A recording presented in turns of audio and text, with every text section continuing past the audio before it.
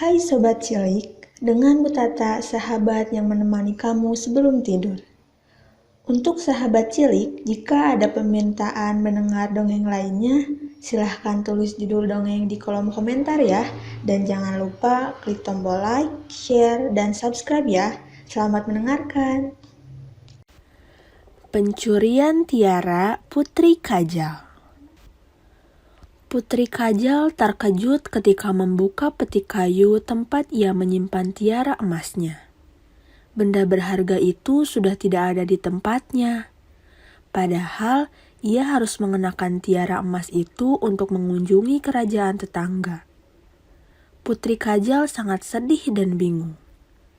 Putri Kajal langsung melaporkan kejadian itu pada Raja Salman. Raja terkejut, padahal ia telah menugaskan 2 pengawal istana berjaga di pintu kamar Putri Kajal. Jadi bagaimana mungkin seorang pencuri bisa masuk ke dalam kamar putri kesayangannya? Raja Salman segera menitahkan Patih Rangga menyelesaikan masalah ini. Patih Rangga menyatakan kesanggupannya. Ia segera memanggil 3 pengasuh Putri Kajal yang semalam memasuki kamar Putri Kajal. Pengasuh pertama seorang wanita yang rambutnya sudah memutih.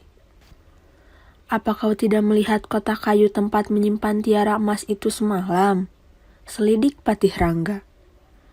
"Hamba melihatnya, peti itu seperti biasa ada di atas meja rias. Tapi hamba tidak berani menyentuhnya tanpa seizin Tuan Putri Kajal," jawab pengasuh pertama. Patih Rangga menyuruh pengasuh pertama keluar dan merintahkan pengasuh kedua yang lebih muda dari pengasuh pertama menghadapnya. "Apa kau melihat peti kayu tempat Tuan Putri Kajal menyimpan tiara emas itu?" tanya Patih. "Ya, tentu saja. Tapi hamba tidak berani menyentuh peti itu tanpa izin Tuan Putri Kajal," jawab pengasuh kedua. Patih Rangga mengangguk. Ia menyuruh pengasuh kedua keluar dan pengasuh ketiga yang paling muda dimintanya masuk. Lalu ia menanyakan hal yang sama.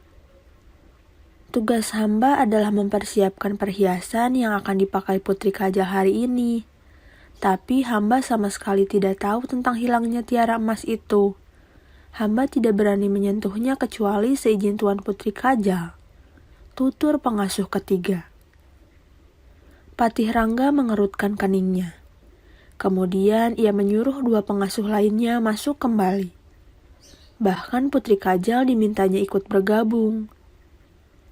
Ketiga pengasuh yang menjadi tersangka dalam masalah ini semuanya lepas dari tuduhan pencurian. Untuk itu, aku hanya bisa memutuskan kesalahan pada Putri Kajal yang telah lalai. Tuan Putri harus menerima hukuman. Selama sebulan, Putri Kajal tidak boleh keluar dari kamar, kecuali tiara emas itu dapat ditemukan. Patih Rangga mengeluarkan keputusan. Putri Kajal terkejut. Ia menitikkan air mata. Tiba-tiba, pengasuh pertama bersujud di depan Patih Rangga. "Ampuni Putri Kajal, Patih Rangga. Hamba yang bersalah telah mengambil tiara emas milik Putri Kajal," tutur pengasuh pertama. "Mengapa kau lakukan itu?" tanya Patih Rangga. "Hamba mempunyai seorang anak di perbatasan kerajaan. Kemarin ia datang menemui hamba dan menceritakan ada segerombolan penjahat yang akan merampok Tuan Putri Kajal saat melintas perbatasan. Mereka mengincar tiara emas milik Putri Kajal. Hamba tidak ingin terjadi hal merugikan pada Tuan Putri Kajal.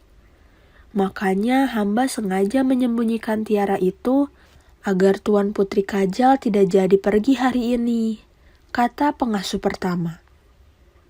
"Seharusnya kau memberitahukan hal itu padaku. Tapi baiklah, aku mengampunimu. Sekarang ambil tiara emas itu.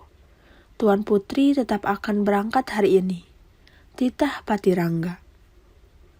Patih Rangga segera menyusun rencana menjebak gerombolan penjahat yang akan merampok Putri Kajal. Berkat kecerdikannya dan kesigapan prajurit istana, 20 penjahat yang akan merampok Putri Kajal berhasil diringkus. Pesan moral dari dongeng ini adalah, jika kamu mempunyai masalah, ceritakanlah kepada orang tua atau sahabat terdekatmu. Dengan begitu, kamu bisa menerima saran dari mereka agar bisa keluar dari permasalahan yang dihadapi.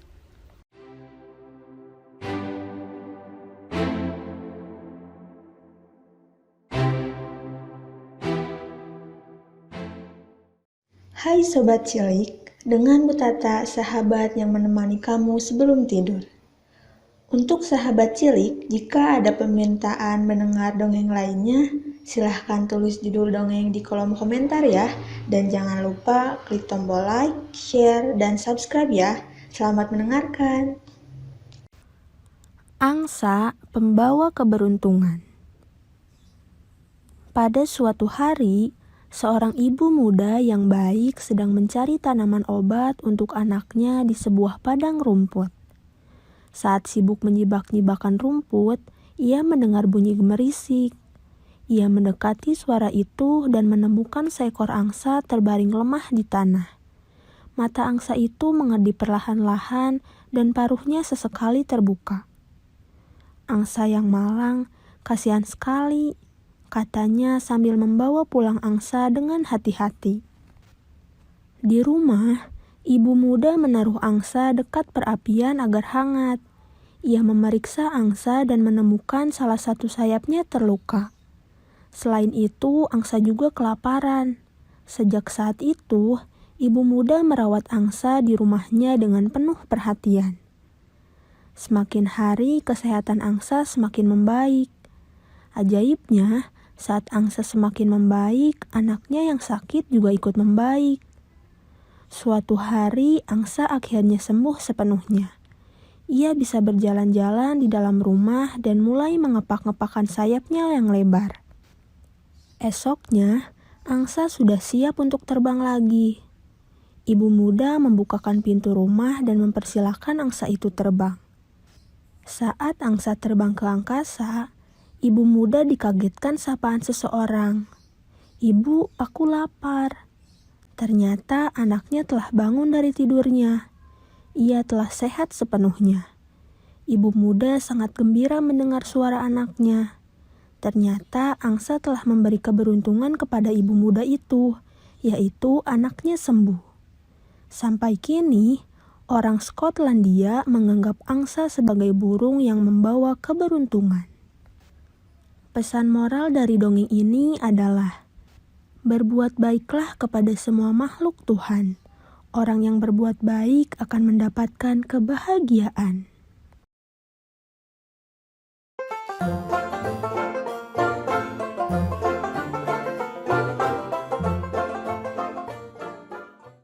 Hai Sobat Cilik, dengan Bu Tata, sahabat yang menemani kamu sebelum tidur.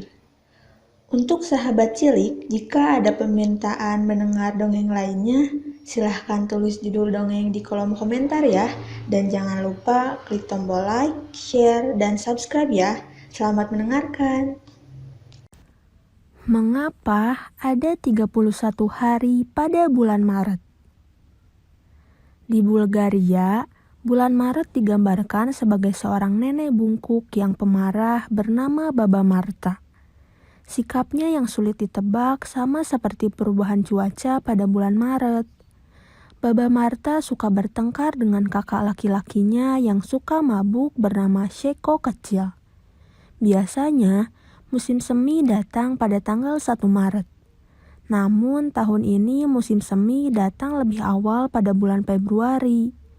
Saat itu, nenek penggembala memutuskan akan membawa dombanya ke padang rumput di atas bukit.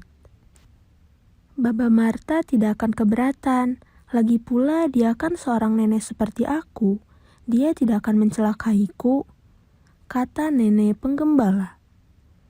Baba Marta mendengar ocehan nenek penggembala. Ia marah sekali dan segera pergi menemui Sheko kecil. "Kakak, pinjami aku 3 harimu agar bisa membunuh nenek penggembala yang sombong itu," kata Baba Marta. Sheko kecil tidak bisa menolak. Ia meminjamkan 3 hari terakhirnya. Tidak menunggu lama, Baba Marta langsung meniup dengan keras sehingga terjadi badai yang maha dahsyat di padang rumput. Anginnya dingin sekali sampai membuat nenek penggembala membeku seperti batu. Selama 3 hari, Baba Marta mengamuk. Tapi akhirnya amarahnya mereda. Cuaca kembali tenang dan matahari tersenyum di balik gunung menyambut musim semi. Marta tertawa girang telah memberi pelajaran kepada nenek penggembala yang meremehkan perubahan cuaca. Itulah mengapa sampai sekarang Baba Marta mempunyai 31 hari, sedangkan Seko kecil hanya mempunyai 28 hari. Pesan moral dari dongeng ini adalah, jangan pernah menganggap remeh sesuatu ataupun orang lain. Sikap sombong dan menyepelekan orang lain akan membuat orang tidak suka dengan kita, sehingga kita akan sulit mendapatkan kebahagiaan.